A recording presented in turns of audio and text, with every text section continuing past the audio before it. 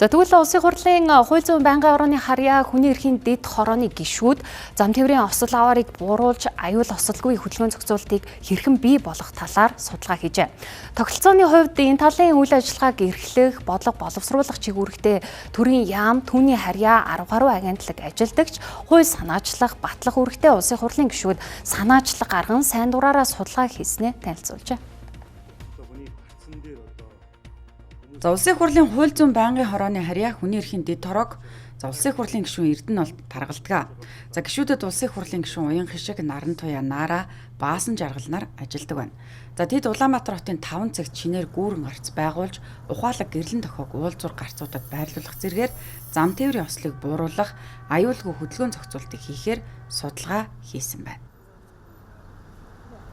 Гарцсан дээр хүмүүс бэртэж гэмтэж байгаа, амь насаа алдж байгаа, эрүүл мэндээрээ хохирч байгаа, даа ялангуяа хүүхдүүд бас өртөж байгаа талаар нэгдсэн судалгааг явуулж эхэлсэн. Хэд хэдэн шийдлүүд за энэ слайдыг та бүхэн маань авчаарай. Энэ бол нээлттэй гэж байгаа.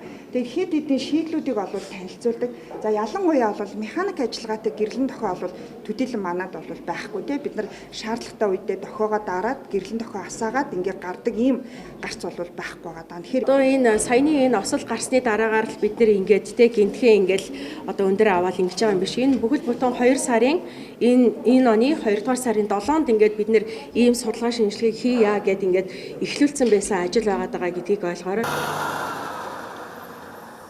Манай улсын замын хөдөлгөөний аюулгүй байдлын тухай хууль 2015 онд шинжилэн батлагдаж, хуулийн үйлчлэлийг сайжруулахын тулд авах арга хэмжээг чангатгаж байсан төвтэй.